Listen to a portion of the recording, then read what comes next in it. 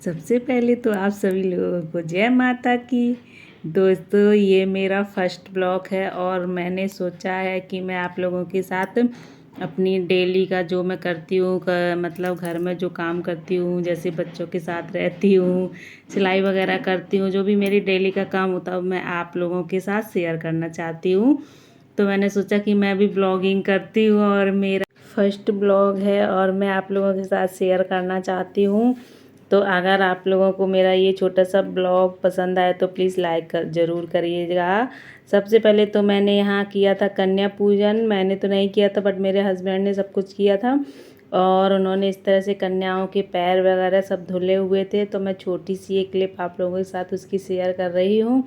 और उसके बाद हमने बनाया था यहाँ पर खाने में हमने बनाए थे आज छोले, पूड़ी, चावल, सब्जी, रोटी, मतलब सब कुछ बनाया हुआ था। तो मैं छोटी छोटी सी क्लिप आज आप लोगों के साथ शेयर कर रही हूँ।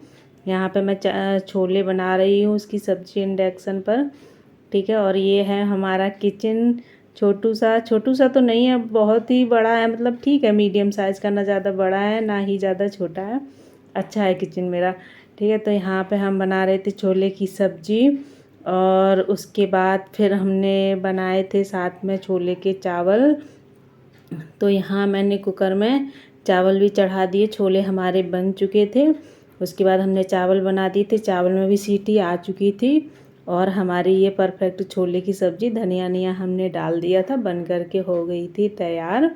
तो सभी लोगों ने खाना भी खा लिया था, दोपहर हो गई थी। और यहाँ पर हस्बैंड ने सिर्फ खाए थे छोले और चावल, पूड़ी वगैरह नहीं खाई थी, सब्जी पूड़ी, तो उनके लिए मैंने प्लेट में छोले और चावल निकाल दिए थे। और जब हस्बैंड स्कूल से लौट के आए थे तो रास्ते में उनको प्याज दिख गया था। प्याज ना बहुत ही ज़्यादा सस्ता वहाँ पे मिल रहा था, 35 रुपये किलो प्याज मिल रहा था।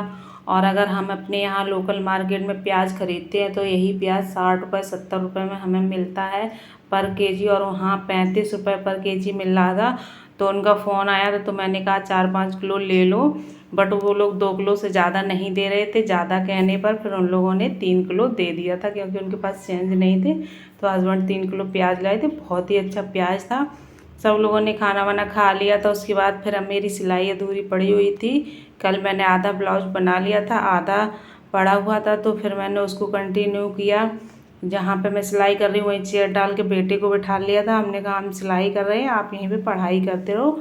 तो फिर उसने वहाँ पे बैठ के पढ़ाई की, साथ में मैं अपना काम भी करते जा रही थी और उसको भी पढ़ाते जा रही थी। हमने कहा बेटा यहीं बैठ के पढ़ाई कर लो, अपना जो लर्निंग वर्क है वो वगैरह कर लो, रीडिंग वगैरह जो भी है। तो वो अपना काम कर रहा था, मैं सिलाई कर रही थी। मैं फ्री टाइम में सिलाई भी करती हूँ और मतलब कभी फ्री नहीं बैठती हूँ। अपना काम घर का निपटा लिया, बच्चों को दोपहर में सुलाने के बाद हम सिलाई कर लेते हैं। कुछ ना कुछ करते रहते हैं। अगर हमें कुछ आता है तो हमें ज़रूर करना चाहिए, फालतू का हमें टाइम पास नहीं करना चाहिए। तो सिलाई हमें बहुत ही अच्छे से लेडीज़ सिलाई आती है, मतलब लेडीज़ सिलाई में कुछ भी सिलवा लो, हमें सभी कुछ बहुत ही अच्छे से सिलना आता है। तो मैं अपने फ्री टाइम में सिलाई करती रहती हूँ। कस्टमर आ जाते हैं उनके भी कपड़े बनाती हूँ और अपने कपड़े तो मैं खुद अपने हाथ से ही सारे बनाती हूँ। इस तरह से मैं अपना टाइम पूरा करती रहती हूँ, फालतू नहीं कभी बैठती हूँ। ये थोड़ा बहुत टाइम मिला उसमें वीडियो एडिट वगैरह कर लेती हूँ। इससे ये है कि अपना मन भी लगा रहता है और फालतू दिमाग में बातें भी नहीं आती हैं और अपना थोड़ा बहुत कमा भी लेते हैं कि अपनी ज़रूरतें पूरी कर लें। तो ऐसा ही मेरा पूरा दिन का चलता रहता है। और बेटी आज थी 9वीं, तो बेटी गई थी मतलब कन्या खाने, वो अभी आई नहीं थी। जब वो आ जाएंगी बस फिर मेरा काम बंद हो जाएगा, फिर हमें उनको देखना पड़ेगा। और दोपहर में थोड़ी देर के लिए मैं बच्चों को सुला भी देती हूँ ताकि बच्चे हमारे ज़्यादा थके नहीं। इस तरह से मेरा काम सारा चलता रहता है। हमें तो ऐसा लगता है कि अगर आपको कुछ काम आता है तो उसको आप कंटिन्यू करते ही रहिए। फालतू में क्या है, इधर बैठे उधर बैठे फ़ोन चलाया या फिर मतलब सो गए दोपहर में पढ़ के, तो ये सब कुछ अच्छा नहीं होता है। तो मैं फ्री टाइम में अपना सिलाई कर लेती हूँ, जो भी मुझे सिलना होता है। डिज़ाइन वगैरह भी मैं बहुत अच्छे से बना लेती हूँ, सूट में, ब्लाउज़ में, मतलब डिज़ाइनर कपड़े भी बहुत अच्छे से सिल लेती हूँ। तो अच्छे से मेरे पास सिलाई आ जाती है तो मैं उसको भी कर लेती हूँ, अपने घर के सारे काम भी करती रहती हूँ, प्लस बच्चों को भी देखती हूँ और मतलब उनकी पढ़ाई लिखाई में पूरा, बेटी को तो पूरा मैं ही देखती हूँ। और तब तक आ गई थी हमारी लाडो रानी कन्या। खा के देखिए, बहुत ज़्यादा थकी हुई थी। सुबह 6 बजे से निकली हुई हैं ये और अभी बज रहे हैं 12। तो बहुत ज़्यादा थक गई। मैंने कहा आप बस करो बेटू, अब कहीं मत जाओ। और इनके माता वाता देखिए कैसे आराम से तिलक विलक लगाए हुए हैं। कह रही मम्मा मैं बहुत थक गई हूँ, अब नहीं जाऊँगी। मैंने कहा ठीक है अब मत जाओ, अच्छे से हाथ मुँह धो लो, थोड़ी देर आराम कर लो।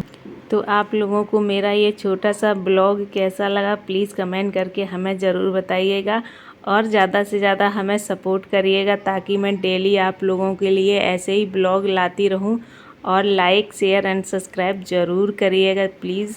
ज़्यादा से ज़्यादा लाइक शेयर एंड सब्सक्राइब ज़रूर करिएगा। थैंक यू, बाय बाय, जय माता की।